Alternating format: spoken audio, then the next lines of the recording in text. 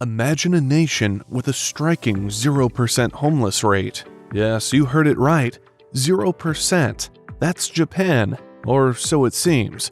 So what's the real story here? Is it a social miracle, or merely a facade?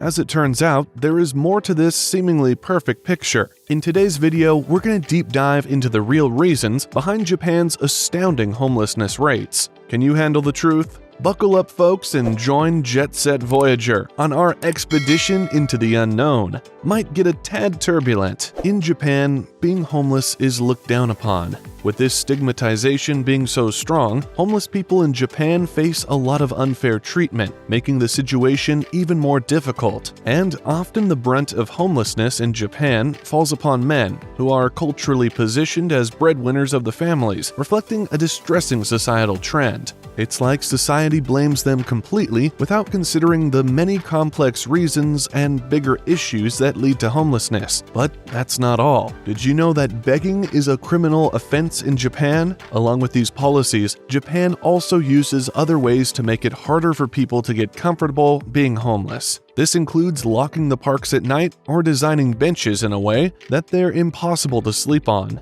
A few activists and research groups count a higher homeless population than the Japanese government reports. The Advocacy Research Center for Homelessness says that Japan might have a homeless population 2.7 times greater than the Japanese government statistics, which begs the question, how did this come to be? In the 1990s, there was a breakdown in the stock and housing markets in Japan. Unemployment increased very fast, as companies could no longer afford to pay their employees. Due to the scarcity of well-paying and secure jobs, many people were forced to work part-time for minimum wages. These people were known as the lost generation of Japan. This led to a phenomenon known as cyber homelessness. Homeless people were starting to sleep in cyber cafes. Cyber cafes are popular 24-hour internet cafes built around Japan that charge on an hourly basis to rent out a space with a computer and internet. It is home for many who cannot afford to pay for a house, providing food and shelter for a price.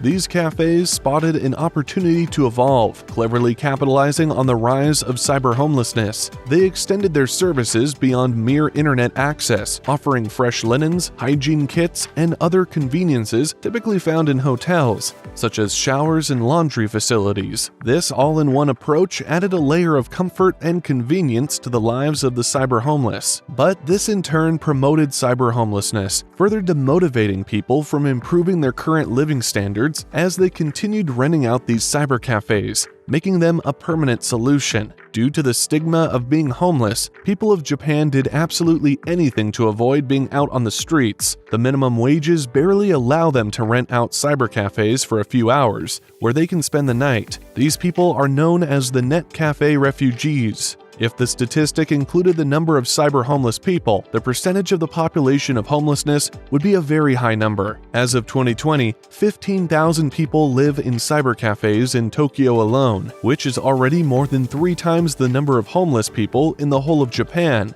as officially mentioned by the Japanese government. Cyber cafes seem like a suitable option because they provide homeless people with temporary homes. In addition to providing basic things like food, showers, and restrooms, these cafes offer a safe location where people can seek shelter. Even if only for a short time, it's a way for them to escape the harsh realities of living on the streets while still maintaining some dignity. Even though cyber cafes seem like a great solution to Japan's homelessness problem, they're not. Stress over money is a big obstacle. While cyber cafes may initially appear to be cheap, the costs can quickly add up, especially for those with minimum wage or inconsistent income. This gets them stuck in an unbreakable cycle, where the minimum wages they earn are fully spent on these cyber cafes, making it impossible for them to improve their living standards. But which other factors are linked to homelessness, you wonder? According to Tom Gill, a social scientist based in Japan, one reason behind Japan's low homelessness rates is its greatly lower drug addiction problem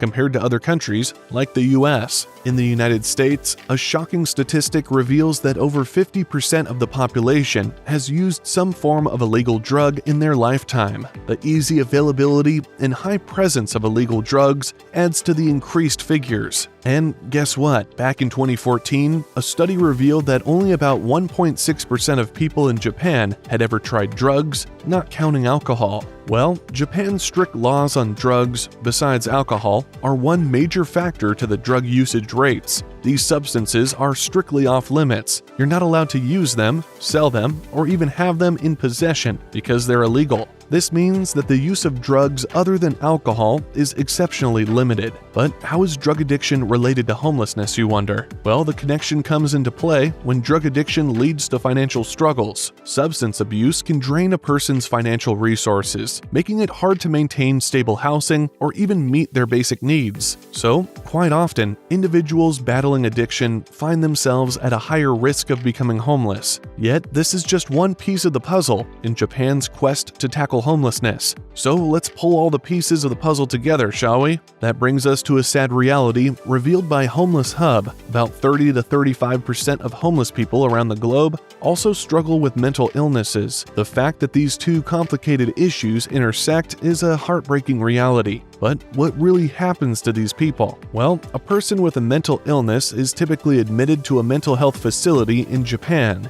Whereas in the United States, they are typically left out on the street. Japan has 269 hospital beds for mental illness patients per 100,000 people. It shows that treatments and support does exist to help mentally ill people avoid homelessness. But things look a little bit different in the United States, where there are only 25 beds for every 100,000 people. When we take into account the fact that people with mental health issues may have trouble staying in a stable housing situation, the connection becomes clear. A person's ability to manage daily responsibilities, maintain relationships, and find and keep their job can be affected by mental health issues. What's even more heart-wrenching is that these difficulties can raise the likelihood of becoming homeless. With limited space, homeless shelters in the United States frequently find themselves in a difficult position. Stories of overcrowded shelters and long waiting lists are very common. Compared to the difficulties faced in the United States, finding an open shelter for the homeless and in need of housing assistance is relatively simpler in Japan. Better yet, the homeless shelters in Japan are not as full as they are in the US. So, usually low rates of the homeless population